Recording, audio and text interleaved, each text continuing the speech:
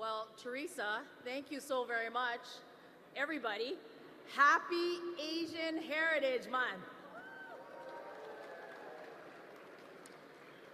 So I don't want to spend a lot of time on this stage, but I do want to just take a moment to, to congratulate everyone and to welcome everyone here to the nation's capital to celebrate something that we do every single May, which is the heritage that binds us in this incredible multicultural, multi-faith country. And another shout out for Asian Heritage Month.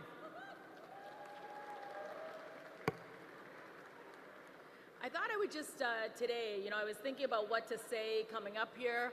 Every year we celebrate the diversity of the many, many cultures throughout the month of May for Asian Heritage Month. And this month is no different. And often is the case that when we're up here, we're celebrating. We're celebrating the past, we're celebrating the accomplishments of the achievements, and we're looking to the future in that celebratory tone. And I don't think that this year is different. I think that there is a lot to celebrate. I think there is a lot to recognize. And the theme of this year is very much about recognizing the excellence of the past and looking towards celebration of the future. But as I was thinking about this event this year, just about an hour and a half ago before coming downstairs, we had a wonderful reception upstairs. It was called the Taste of Asia. Taste of Asia, who's here from Taste of Asia? There they all are. Now, the story behind the Taste of Asia started in 2003. It's a story of Markham, Ontario. It was a story in 2003 of when SARS came to our shores. And for those who don't remember SARS, well, we certainly remember the pandemic of the recent year, but in 2003, a respiratory illness called SARS came to our shores, and at that time, it was pretty difficult. It was pretty difficult for people, for businesses, for restaurants, for malls, where Asian Canadians, Chinese Canadians in particular, had their businesses, and almost overnight, businesses were suffering. And I grew up in a small business. I grew up in just a restaurant like that, so I remember what it was like for the people of Markham and what a tough time it was.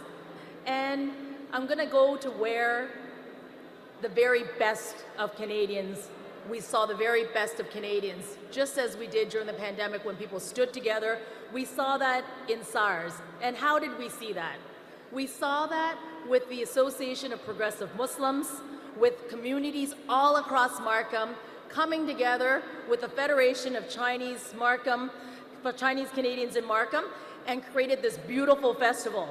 And I wouldn't be a good member of Parliament for Markham Thornhill if I didn't take a moment to plug June 28th to 30th, come to Markham to the Taste of Asia Festival, and you'll experience a festival like none other outside of Asia, but in Markham. Applause, people.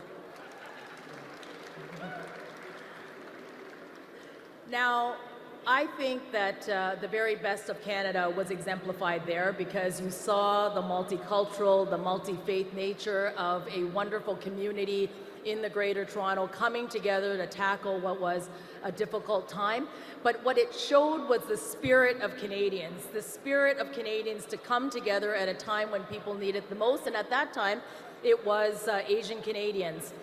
And today, as I was reflecting on what to say to come up here, I wanted to share something that I just haven't been able to get out of the pit of my stomach. And, despite this being a celebratory event, I think it's important for all of us to remember what makes Canada the country that it is, and why the diversity and the multiculturalism was something that we fought for. Last year when I was on this stage, we were talking about the 100th anniversary of the Exclusion Act, where someone like myself as a member of Parliament and all of my MP colleagues, let's give a shout to all of the MPs who are here tonight celebrating Asian Heritage Month. But we put a piece of legislation together that excluded people. And today, we have a leader. We have a leader in the Conservative leader of this country, willingly cavorting, and visiting with supporters of white supremacy. I thought it was important that while we celebrate Asian Heritage Month and the diversity and the inclusion of this country, that this issue is something that I think creates an opportunity for us to talk not just about the celebrations, but what we must do together to stand together as Canadians to denounce things like hate, anti-Asian hate, hate of all sorts. And when the leader of the Conservative opposition cannot stand up and say to Canadians that he denounces hate, then there is something not right. And I want all of us to stand together and call for the leader to stand against hate, because this is Canada. We are a diverse Canada. We are a great Canada, and we're a great Canada because it is the differences that bring us together, that bind us together. And in the celebration of Asian Heritage Month, I think that we celebrate, but we also remember who we are. And let's keep working together, because look at the faces around this room. Look at everyone. We all fought hard, and we are here. I'm a proud member. I'm a female, I'm Chinese, I'm Asian, and I am part of the cabinet that belongs to Justin Trudeau.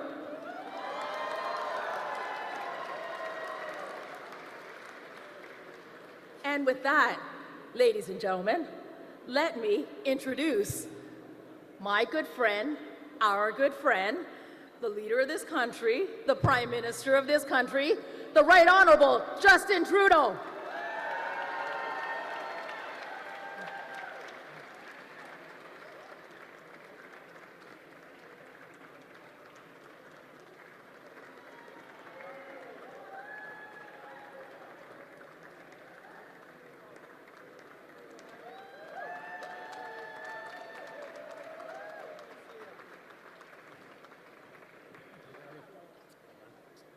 Thank you. Bonsoir tout le monde. What pleasure to see you all here tonight. Welcome to this celebration. Thank you, Mary, for your introduction. It's great to be here with so many team members. A big shout out specifically to Jean and Yasser, who are MCs this evening. Merci bien sûr à Kamal d'avoir organisé cet événement. C'est un grand plaisir d'être ici avec vous pour célébrer le mois du patrimoine asiatique. Happy Asian Heritage Month! It's also a great pleasure always to see so many community leaders like Monica, Teresa.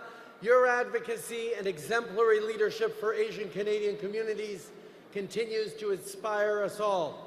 And thank you to Lynn Lee and the Lynn Dance Academy of Performing Arts for that extraordinary performance. And again, happy Asian Heritage Month, everybody. Ce mois-ci, on se réunit pour célébrer la richesse du patrimoine, de la culture et de la diversité des Canadiens d'origine asiatique. Chaque jour, les personnes d'origine asiatique enrichissent nos communautés. This year's theme, Preserving the Past, Embracing the Future, Amplifying Asian Canadian Legacy, invites us to share the stories of generations of Asian Canadians whose have helped build a better Canada for us all.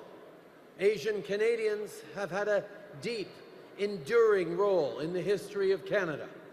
From the gold rush to the railroads to lumber mills, your communities have helped build the Canada we know and love. Many Asian Canadians faced barrier after barrier, from bigotry to exclusion to cultural erasure, but you stayed resilient.